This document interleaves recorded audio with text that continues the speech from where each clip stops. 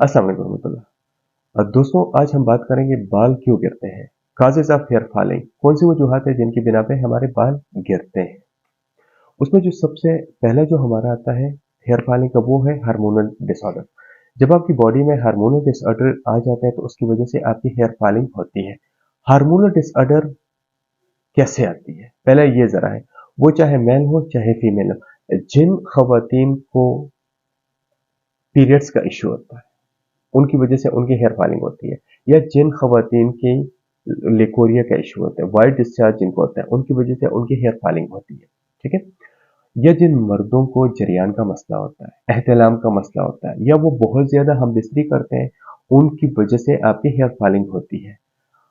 पता क्यों? कि जब आप हम बिस्तरी बहुत ज्यादा करते हो और आपका ग़िज़ा मुतवाज़िन ना हो, आप अपने ग़िज़ा में रूटीन के फ्रूट्स आपके शामिल ना हो, दालें शामिल ना हो, सब्जियां शामिल ना हो, और आपको उस तरीके से जो ग़िज़ाइयत हमें चाहिए होती है वो नहीं मिल रही, और आपके हम बिस्तरी बहुत ज्यादा होते हैं, या जो बच्चे मास्टरबेशन करते हैं उनकी भी हेयर फॉलिंग होती है।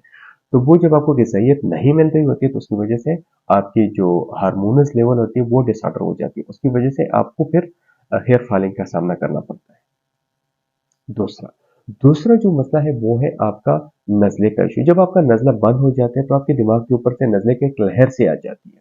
वो जब लहर आती है तो आपके हर वक्त आपका सर दर्द होता है, आपके बालों में सफेदी होती है, आपको गुस्सा ज्यादा आता है, आपको टेंशन डिप्रेशन होती है, आपको नींद डिस्टर्ब हो जाती है, आपकी हेयर फॉलिंग शुरू हो जाती है, वक्त से पहले बालों में सफेदी आ जाती है, जैसे 40 लेस देन 40 और आपके बालों में सफेदी आ रही होती है। ठीक है।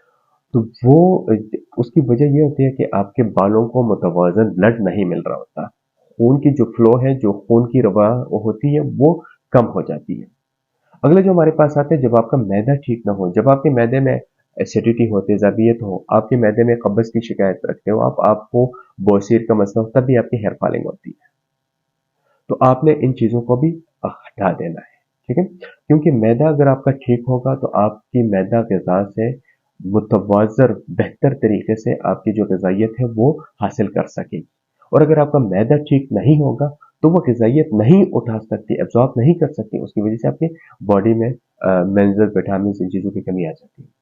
फिर अगर आपको जिस लाइक आपको टाइफाइड हो, आपको कोरोना की शिकायत हो, कोविड हो, ठीक है, तो इस किस्म के, या आपको मलेरिया हो, आपको डेंगू हो, तो इन बीमारियों में ये होता है कि आपके व्हाइट सेल्स, आपके जो ब्लड में प्लाज्मा होता है वो कम हो जाता है। जब वो कम हो जाता है तो उसकी वजह से आपकी हेयर फॉलिंग शुरू हो जाती है। उसके अलावा अगर आपके जिगर में मसला हो, जिगर का काम ये होता है कि आपके ब्लड की, आपके खून की सफाई करे, और वो सफाई बेहतर तरीके से ना हो सके तो उसकी वजह से आपकी हेयर फॉलिंग होती है। तो वो ठीक है। उसके अलावा अगर आप बहुत ज्यादा टेंशन डिप्रेशन का शिकार हो, आपको हर वक्त डिप्रेशन की शिकायत रहती है, उसकी वजह से आपको जो एंजाइटी जैसा, तो उसकी वजह से आपकी हेयर फॉलिंग होती है।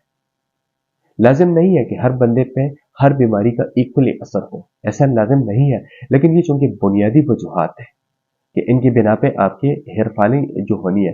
हाँ, जहाँ पे पानी बहुत ज्यादा सख्त हो, ठीक है, या वो एरिया जहाँ पे समंदर करीब हो, पानी में नमकियात ज्यादा हो, तो उन वहां भी हेयर फॉलिंग बहुत ज्यादा होती है। या ऐसे वो हो, ऐसे नशावर चीजें हो कि जो आप अपने रिलैक्सेशन के लिए लेते हो, उनके भी साइड इफेक्ट जो होते हैं वो आपके हेयर फॉलिंग पे आती है। ये कुछ वजूहात है कि जिनके बिना पे हमारे हेयर फॉलिंग होती है। हमारे बाल गिरना बंद होंगे जब हम इन वजूहात को फाइंड आउट करें, जब हम इन वजूहात पे जाएं, या इन वजूहात के अगर आपको इसमें से कोई भी वजह है, आप इसका ट्रीटमेंट करें।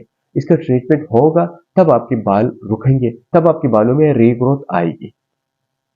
अब कुछ दोस्त आप ये भी कहेंगे कि आप अपने बाल इतने कमजोर हैं और आप फिर ये बात करते हैं कि हमारे बाल कैसे रोकें या कैसे रीग्रोथ हो। तो जो दोस्त मुझे जानते हैं, जो मुझे पहले से जानते हैं, उनको पता है कि मेरे बाल पहले ऐसे नहीं थे, बहुत ज्यादा जड़ चुके थे, बहुत ज्यादा डैमेज थे। ये अल्हम्दुलिल्लाह ऑलमोस्ट रीग्रोथ है। रीग्रोथ का जो प्रोसेस होता है वो थोड़ा सा कॉस्टली होता है, थोड़ा सा लंबे अरसे का भी होता है। यूँ समझ लीजिए कि उसको 4 से 6 महीने लग जाने होते हैं। रीग्रोथ आपकी होती है। अगर आपका ये मसले खत्म हो जाए तो यूं समझिए कि 50% आपका हेयर फॉलिंग रुक जाता है।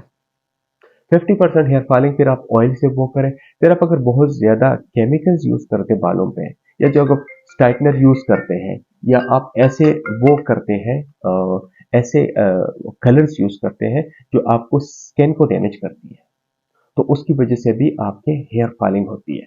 तो उन चीज़ों को अवॉइड करें, ऐसे केमिकल्स वाले शैम्पू को अवॉइड करें कि जिनकी वजह से आपके बाल डैमेज हों। तो ये कुछ वजूहात हैं, इन वजह को आप फाइंड आउट करें। जिगर के अपने टेस्ट होते हैं कि आपका एलएफटी लेवल कैसा है, आपका जिगर फंक्शनल है या नहीं है। बाकी जो बीमारियां हैं वो सिम्टम से पता चल जाती है। अच्छा, मेरे यूट्यूब पे पहले से बालों के हवाले से वीडियोस मौजूद हैं। उस पे कुछ हर्बल होम रेमेडीज मौजूद हैं। उस पे कुछ ऑयल्स की रेमेडीज मौजूद है कि आप खुद तैयार कर सकते हैं, किस तरीके से आप ऑयल तैयार कर सकते हैं, घरेलू तरीके पे आप कैसे ऑयल तैयार कर सकते हैं। उसको आप लंबे अरसे तक चलाएं तो इंशाल्लाह उससे रीग्रोथ भी पॉसिबल है। ठीक है, तो पहले हमने वजह फाइंड आउट करनी होती है।